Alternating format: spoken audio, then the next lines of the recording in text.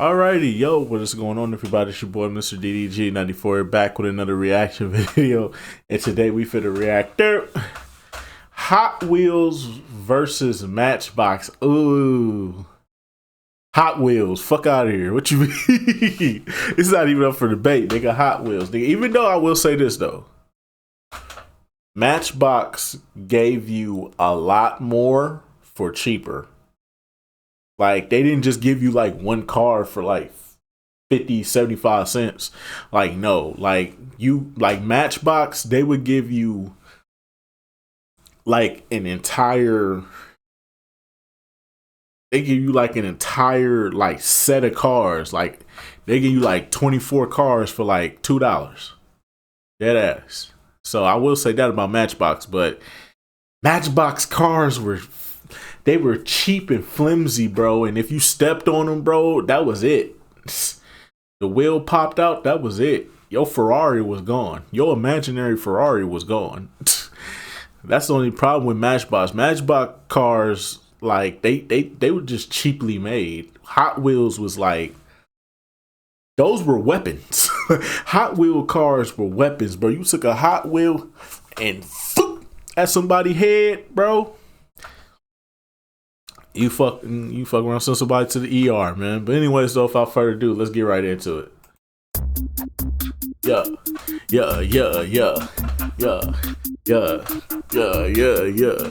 Hot Wheels versus Matchbox has easily been among the biggest rivalries in the toy industry. There have been distinct differences between them that are significant, but in the end, I think you would agree that these are two similar products. They are made by heating metal into a liquid and pouring it into a miniature car-shaped mold that is meant to resemble a tiny version of actual cars you may see on the road. It's called die casting. A lot of kids like cars and trucks, right? So giving them a small version to play with is an incredible idea for a children's toy that has been extremely popular over the years. I'm gonna guess that most of the people watching this don't have as much of a personal connection to Matchbox, considering they have been trailing behind Hot Wheels for well over 50 years now, essentially ever since Hot Wheels were introduced. Yeah, it's kind of a sad rivalry. Matchbox has never even made it close, but that doesn't mean that they should be disrespected. Matchbox predates Hot Wheels by about 15 years, was actually a huge inspiration behind the creation of Hot Wheels, and they are still being produced today with a dedicated community of Matchbox collectors. And how about this? Despite being the smaller of the two brands, when talking about any kind of miniature car like this, many people will still refer to it as a Matchbox car. But on the Hot Wheels end, my gosh, when I was younger, it was like the coolest toy on the market. Like most kids, I would have fun racing them around on those iconic orange tracks, but somehow, I think I might have been more interested in the commercials. You know, that jingle, Hot Wheels leading the way, along with the cool looking logo that was on fire and the high energy voiceover, all combined in a way that made these cars look magical to me. And that has been the appeal. The fast paced flashiness of the Hot Wheels brand has made them stand out from Match. Bro, the thing that made Hot Wheels what it was really just the fact that they was just sitting there at the cash register and it was 50 cents. Like, come on, bro. Like, Mom, can I get it, please? Please, can I get the Ferrari? Can I get that Ferrari, please, Mom? Can I get the BMW? Can I get the Cadillac? I need the Cadillac. I don't have any trucks. I'm telling you, dog, Hot Wheels was that. The only reason why Hot Wheels succeeded is because all the convenience stores, all of them, Family Dollar, Dollar Tree, all of them, Walmart, Kroger's, Target or Tarjay, as some people like to call it. Them motherfuckers used to always have them sitting right there at the cash register, bruh. Ready to get picked up, bruh. Sitting right there, 50 cents for one car. Can I get one, please? Yeah. It used to be like that, bruh.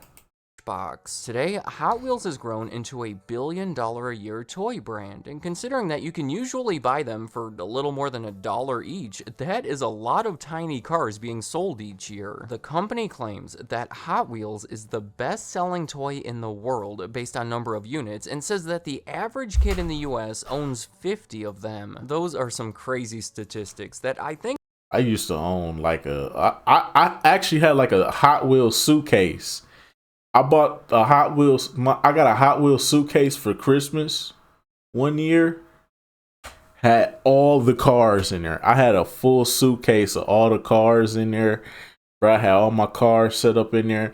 And then if you pull the racks out, you could turn the racks into a racetrack. So that's how dope it was. Yeah, Hot Wheels. Yeah, Hot Wheels used to be on their shit, bro. Hot Wheels used to be on their shit, bro. I used to have a full blown collection. I think I had around like 200 cars at one point. I had like 200 cars at one point in that suitcase. I don't know what happened to that suitcase. I think my mom sold it or gave it to somebody else. Because I got to a certain point. Well, actually, when I got my PlayStation 2, them Hot Wheels was never really like touched on like that. I never touched them Hot Wheels when I got my PlayStation 2. Once I got my PlayStation 2, man, my brother was playing with them Hot Wheels. He have them all over the place. I'm like, dude, you can't be having all the Hot Wheels all over the fucking place, man. Then you messed up the room. Then I gotta clean up the fucking room, bro. If she don't never ask you to clean up the room, I gotta be the one to clean it up. Yo, punk ass, man. Ooh. I used to torment my brother.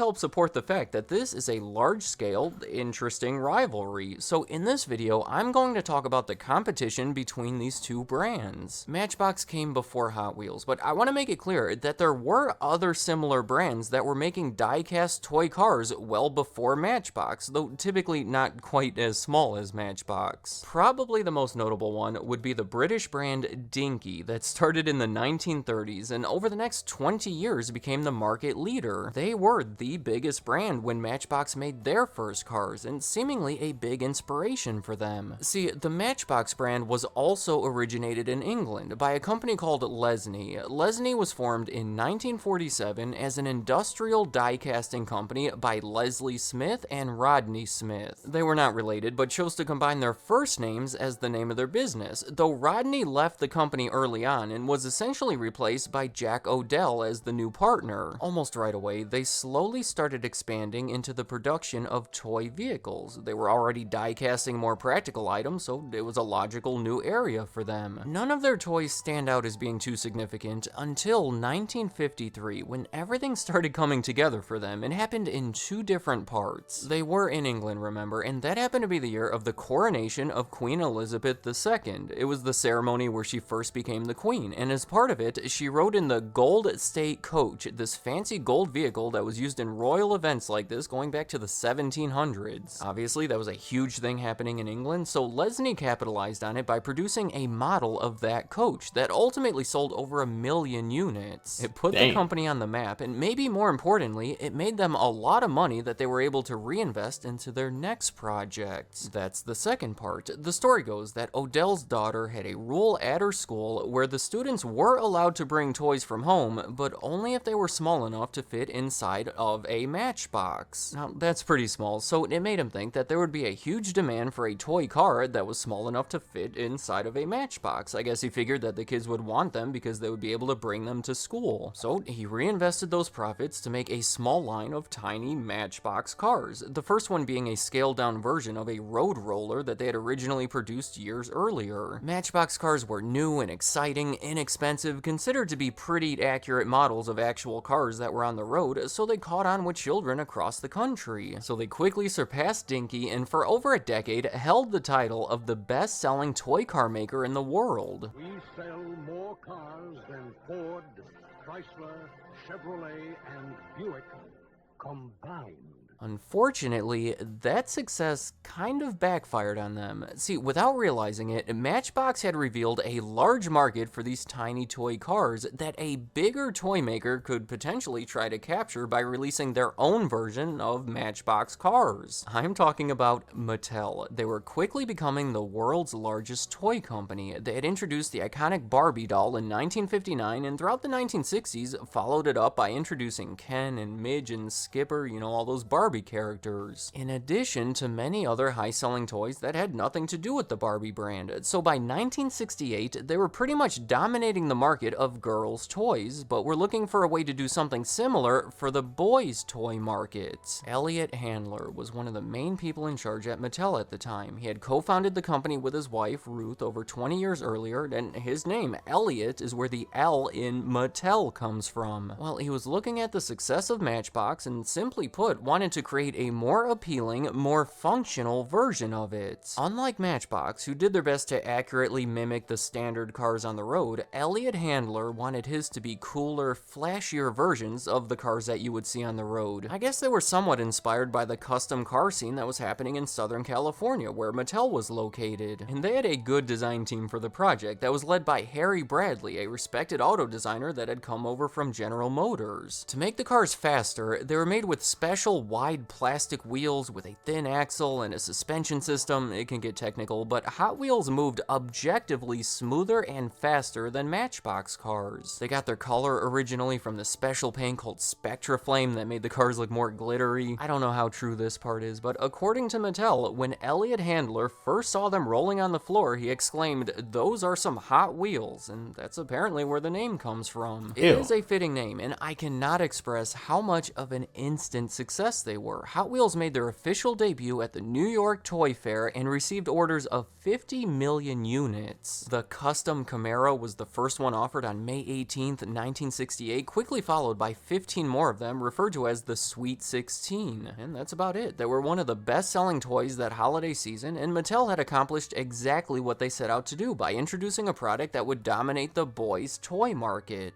Hot Wheels completely changed the game to a point where Matchbox simply could not compete at that same level. Within the year, Matchbox responded by introducing their super fast line of cars that attempted to mimic the speed and functionality of Hot Wheels. And by the way, Dinky did the same thing with their line of cars called Speed Wheels. In the 1970s, Matchbox came out with Streakers, a more colorful line of cars that was a response to this new graphic printing technique that Hot Wheels was implementing. And that's how things continued to go. Hot Wheels was the more popular, innovative brand, while Matchbox and all of the others struggled to keep up with them. In 1982, Lesney filed for bankruptcy, and the Matchbox brand was acquired by a company in Hong Kong that also went on to acquire the Dinky brand about 5 years later. It brought together two of the former biggest toy car brands, so you would think that maybe the combination of the two would somehow challenge Hot Wheels, but that wasn't the case whatsoever. Hot Wheels was way too far ahead at that point, manufacturing their billionth car in 1991. As a side note, I think it's funny that Hot Wheels released these gold Corvettes as their billionth car collection. Well, one of these contained a coupon that could be redeemed for a real 1963 Corvette, but the coupon was never redeemed, potentially because the person who bought it was a collector who never opened the package. On the topic of collectors, I also think it's interesting that the most expensive Hot Wheels car was bought by Bruce Pascal, maybe the most well-known collector, for $72,000. Damn ad blocks. The reason it's so valuable is because it is a pink VW bus from 1969 with surfboards coming out the back window. That specific version of it was never mass-produced. There were only 2 of them ever created, so I don't know, it shows how crazy the market is out there for rare Hot Wheels. In 1992, Matchbox was bought by Tyco. It was their biggest acquisition ever at $106 million. Tyco was mostly known for their radio-controlled cars, and were looking to expand their international presence, so the acquisition seemed like a perfect fit. Even though some people were saying that Tyco overpaid, it shows that Matchbox was still worth over $100 million after almost 25 years of getting bested by Hot Wheels. Tyco was the 4th largest toy maker in the US at the time, and this deal put them ahead of Fisher-Price to make them the 3rd largest. However, this is where things get crazy. The following year, Fisher-Price was bought by Mattel, the maker of Hot Wheels, and in 1997, then, Tyco itself was also bought by Mattel. Yeah, a lot was happening in the toy market. Damn, in the 1990s. Mattel just took over the whole game. $7 million